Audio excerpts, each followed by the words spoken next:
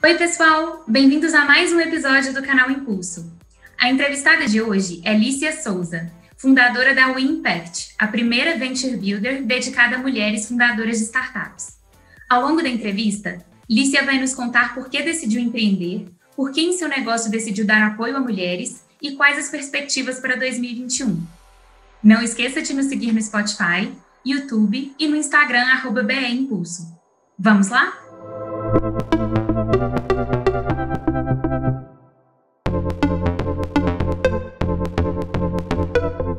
Quando na sua vida você achou que seria interessante empreender? De onde veio essa veia empreendedora, essa vontade assim, de criar um negócio? Bom, Patrícia, primeiro, obrigada aqui pelo convite. Não tem como eu falar sobre a minha jornada empreendedora sem falar do meu irmão, que ele foi um decisor e um grande influenciador na minha vida para empreender. Ele é empreendedor desde os 16 anos, ele é meu sócio, né, atualmente, e ele sempre, enfim, a jornada dele sempre foi empreendendo. E eu, ao contrário, sempre fui uma carreira executiva, numa trajetória mais conservadora. E me aproximei do empreendedorismo através dele. Em 2016, aproximadamente, a gente começou a trabalhar junto, começou a flertar, né? Olha, temos competências complementares, para de trabalhar para os outros, trabalha para você mesmo.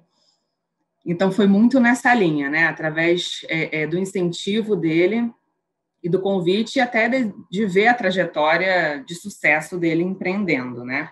Ele já fez saídas, né? Sempre trabalhou com tecnologia e startups, e desde 2016 a gente caminha em conjunto. Mas era ainda um projeto paralelo. Eu sou advogada de formação, então uma cabeça mais conservadora, eu pensava, não, vou continuar aqui no meu emprego e empreendo nas horas vagas, né? O espaço que eu tenho, eu faço aí, empreendo junto com meu irmão, que era também uma posição de conforto, uma pessoa que já tinha experiência nisso.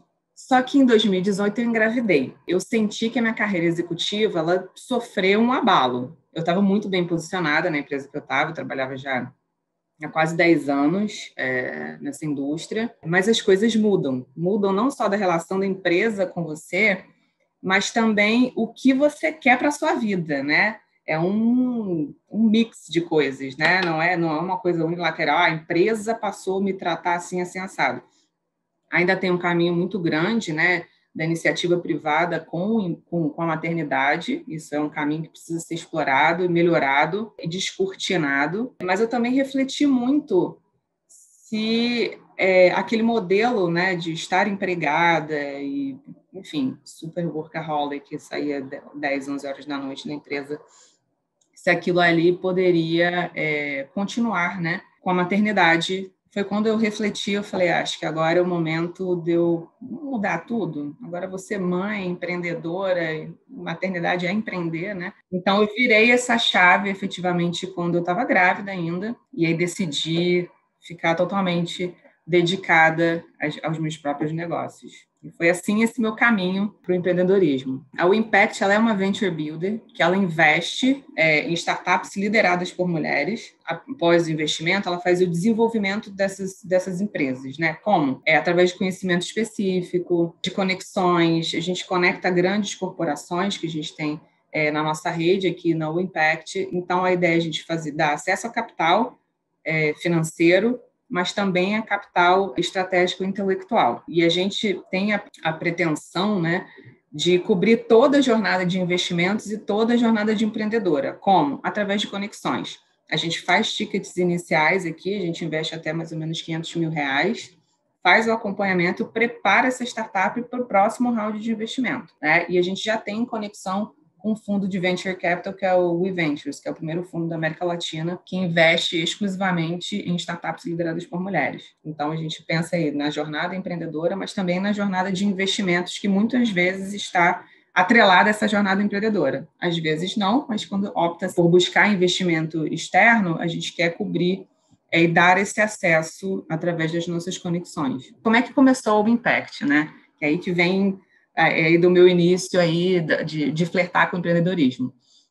Quando eu comecei a trabalhar com o meu irmão, em 2016, ele já estava nesse ambiente de startups, Ele é sócio e fundador de uma gestora de fundo, né? E com isso, quando você faz gestão de fundo, você também monta teses de investimento. E ele tinha uma tese de investimento que era focada na diversidade. A gente acredita que o Brasil tem um potencial criativo e que, para empreender, você não precisa ser 1% da população. Para empreender com sucesso, você não precisa ser aquele 1% da população, ter estudado fora. Você precisa ter acesso ao capital, ou seja, o capital ele tem que estar disponível para mais pessoas, e você precisa de um acompanhamento depois, né, desse capital intelectual, né, e de conexões. Se você consegue juntar isso, organizar essas peças, fatalmente você vai ter um aumento de empreendedores de sucesso. E aí a gente fez esse funil para, em vez de ser diversidade ampla, né, a gente começar por empreendedorismo feminino, tá, de base tecnológica. Quando se pensou em estruturação de fundo de investimento, a gente já tinha ideia, tipo, não, vamos dar acesso a capital, mas é um fundo CVM, CID, com tickets a partir de 1 milhão, com uma gestão ativista também. Eu falei, tá, mas como é que faz para ter startups que cheguem ali para fazer esse fundraising de 1 milhão? A gente não pode achar que o problema dessa baixa representatividade é somente por falta de acesso a capital, né? Não é só isso, né? Existem outras barreiras. Foi quando a gente começou a dar contorno ao Impact, e aí eu trouxe esses elementos que, obviamente, eles são visíveis para as mulheres e invisíveis para os homens, né? Então, a gente cuidou de montar essa estrutura que hoje é o Impact, né? De dar vida ao Impact, mas a gente cuida de outras coisas que não somente o acesso a capital financeiro e intelectual. A gente conseguir inspirar novas mulheres a empreender na tecnologia, mulheres estarem na liderança, elas empreenderem por oportunidade e não por necessidade, ou seja, formar cases de sucesso, a gente conseguir se conectar e se comunicar com mulheres e mostrar que o empreendedorismo de base tecnológica, ele é possível para as mulheres. Então, o que a gente cuidou de fazer aqui na O Impact?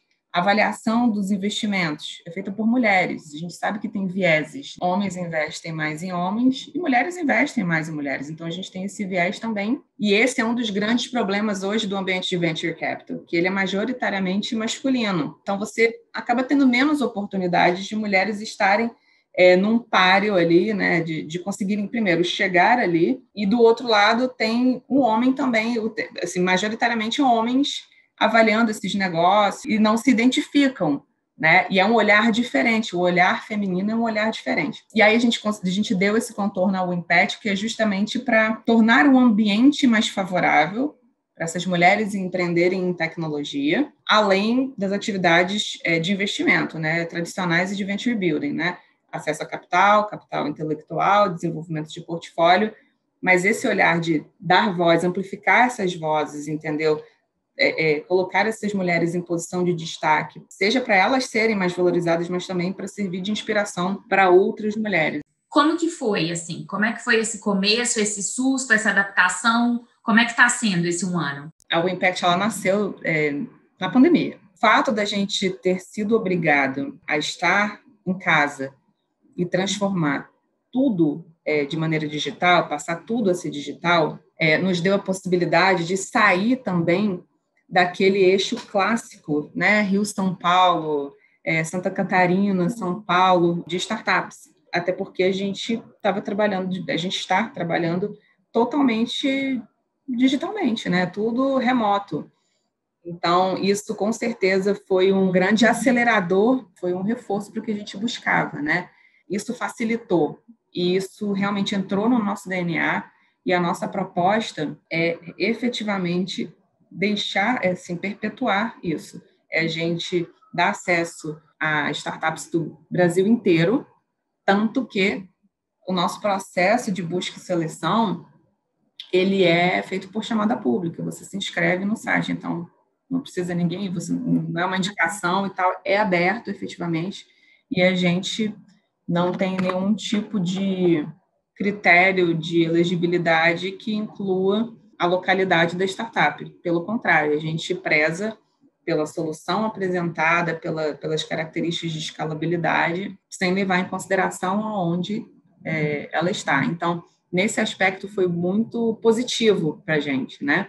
Mas, obviamente, todo mundo está passando por uma adaptação ao mundo digital, né? Sequências de reuniões, perde-se o contato humano, faz diferença, né? Ainda mais quando você está no início, aqui agora falando da WinImpact, quando você está no início de uma empresa, que é o caso da WinImpact, você está no momento de construção de cultura, o distanciamento, ele faz muita diferença. O encontro de corredor, num café, que uma empresa, quando você está presencialmente, tem, que traz uma leveza, você flui, né, uma troca de ideia, isso faz diferença quando você está no início de um empreendimento, que é o momento de formação de cultura.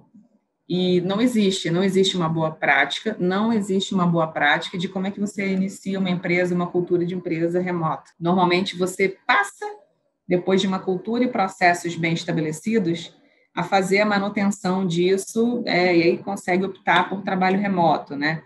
Mas esse momento inicial para estabelecimento de cultura, isso foi um desafio bem grande. Eu acho que muitas startups também que nasceram agora durante a pandemia, para responder, né, soluções para a pandemia, provavelmente encontraram esse obstáculo, né, desse momento inicial de formação de cultura, de time, estabelecimento de processos e rotina, né? Porque tudo muito planejado. Você não... esbarrei aqui numa reunião do Zoom. Você programa, você não conversa, você uma hora contada, as pessoas não falam sobre amenidades, não perde-se um pouco esse caráter de interação, né, entre as pessoas. Então, acho que isso é um grande desafio que a gente enfrentou aqui na WinImpact, mas a gente conseguiu superar com mecanismos, ferramentas, né? A gente foi se adaptando. O que vocês olham nas características de uma startup para você resolver, de fato, levar adiante uma ideia, né? A gente prima muito aqui por apoiar startups que a gente tem condições de apoiar efetivamente, né? E o que é apoiar efetivamente? Nós temos por trás da WinImpact como parceiros, né, investidores, grandes corporações. A gente tem Microsoft, a gente tem Flextronics, Porto Seguro, SEIB Medicina Diagnóstica. Então, assim, são grandes corporações. A ideia é que a gente consiga utilizar essa nossa rede como vantagem competitiva para aquelas startups. Então, além do capital, eu preciso que tenha um fit com esses parceiros, com esses corporates, entendeu? Então, esse é o ponto, para mim, que é principal, porque é ele que faz a diferença. Quando você fala com uma fundadora, eu te dou o capital e tal, mas qual é a coisa mais importante da sua empresa? É vender. E a gente entende que quando a gente tem uma startup que tem fit com esses nossos parceiros estratégicos, a gente vai conseguir apoiar de maneira consistente para a atividade de vendas, seja no momento de validação da solução, seja como um canal de distribuição ou o próprio consumo para aquela cadeia, né? E não especificamente para um corporate. Quando eu falo corporate, eu estou falando de cadeia, né? Daquele segmento. Então, isso é muito importante. Por que eu te digo que isso é muito importante? Porque as mulheres, elas têm dificuldade de fazer networking para venda. Então, assim, elas não conseguem acessar essas grandes corporações para poder fazer a venda do seu produto. Então, a gente trata de estabelecer essas conexões. É uma conexão qualificada, né? Com um olhar para o desenvolvimento e auxílio daquela startup dela efetivamente tracionar e escalar. Então, a gente procura startups que tenham fit com o corporate, startups que tenham tecnologia embarcada. Então, uma inteligência artificial, nuvem, um IoT, né, alguma coisa nesse sentido, e que sejam escaláveis. Então, isso é muito importante, que seja uma coisa escalável, que seja um produto e não uma operação. Como que vocês estão se preparando para esse ano de 2021? Ano passado, a gente fez uma busca e seleção, a gente recebeu mais de 1.000 inscrições, selecionamos 18, e a gente fazia da seguinte forma, a gente selecionava, tinha um programa de desenvolvimento, e ao final desse programa, elas seriam elegíveis a receber investimento ou não. A gente mudou isso. Por quê? A gente identificou que não ter um capital inicial e você fazer a transferência de conhecimento, que a gente olha muito para essa parte de educação, né, que é educação aplicada à prática, né, mas sem o capital para você conseguir verdadeiramente botar isso em prática, é muito difícil, você reduz muito a efetividade dessa transferência de conhecimento. Então, a gente mudou isso, a gente não faz mais um programa antes, né, a gente faz agora uma busca e seleção, a gente investe, e aí entra para o nosso portfólio e a gente faz, na gestão do portfólio, a gente cuida de todos os pilares que a gente se propunha fazer no programa de desenvolvimento, só que de uma maneira diferente, é como gestão de portfólio. Então, é a mesma transferência de conhecimento, mas com foco no projeto, né? Então, lá a gente juntava várias startups, é como se fosse um workshop daquele tema, e agora a gente trata como projetos das startups, com os mesmos pilares de atuação. Então, ficou uma coisa muito mais focada para o desenvolvimento daquela startup, mas ainda assim, a gente entende que ele vai acelerar a efetividade do que a gente se propõe, que é acelerar o sucesso dessas fundadoras de startups. Vocês receberam mais de 1.000 inscrições. O que você está achando desse mercado feminino, né, que é o que vocês buscam, nesse meio? Quais estão sendo as transformações? Acho que a primeira grande lição que a gente teve quando a gente fez essa primeira chamada foi tirar esse mito que mulher não quer empreender na tecnologia. Elas querem sim empreender, né? Elas já estão sim empreendendo na tecnologia. Então, acho que essa primeira coisa foi um grande divisor de águas, foi muito importante a gente conseguir compreender isso e dar luz a esses números.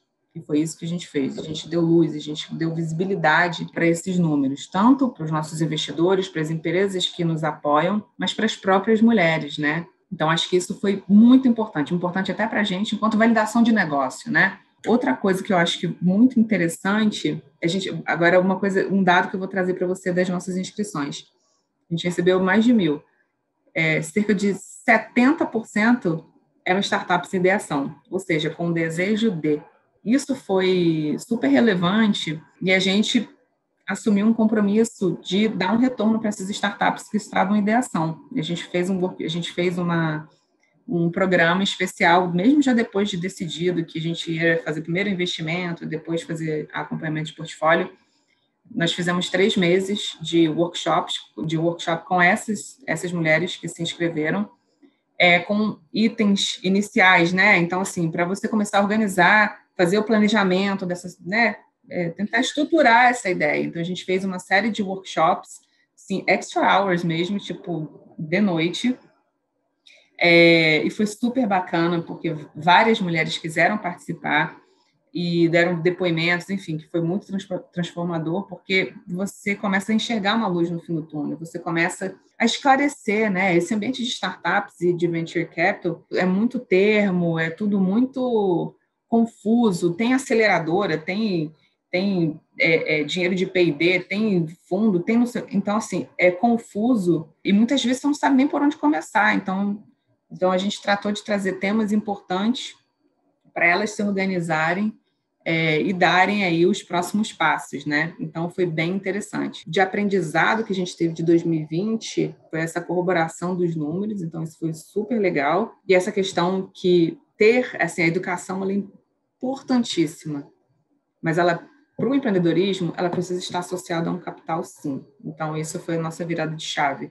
E para 2021, a gente já fez uma nova captação aqui de investimentos para o Impact, para a gente ampliar isso, e a gente está com o desafio aí de fazer investimento em até 15 startups dentro de 2021. Então, acho que em 2021 a gente tem aí um desafio de atingir, com certeza a gente vai ter excelentes startups aqui integrando o nosso portfólio, mas principalmente construir os nossos cases de sucesso. Demora, o ambiente de startups, assim, né, você investe, é uma coisa que é uma curva, longo, né, até você conseguir efetivamente ter um crescimento acelerado, que é um dos mitos que a gente passa para as empreendedoras que têm contato com a gente, esse mito de, em 2 meses eu virei um unicórnio.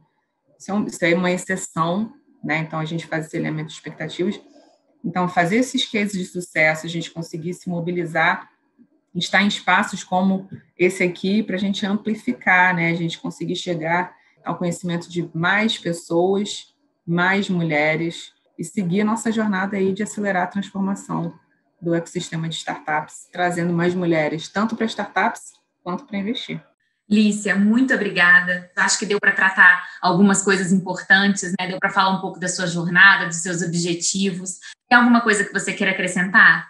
Na realidade, como aqui o público são empreendedores de uma maneira geral, né? Eu acho que é só fazer esse apanhado aqui de o empreender, ele não precisa ser solitário, ele não precisa ser desanimador, né? Porque a gente encontra muitas dificuldades, é necessário ter muita resiliência, né? Para você seguir o caminho do empreendedorismo. O conhecimento, muitas vezes, ele é o sócio que normalmente você ou está iniciando e não tem. Isso é super importante. E outra coisa, acho que a dica que eu posso dar aqui, que ela é muito importante, não importa o tamanho da sua empresa, sempre busque fazer um planejamento das suas ações, né, e fazer checagens disso ao longo do tempo, para que você consiga se adaptar e responder com maior velocidade às mudanças, né?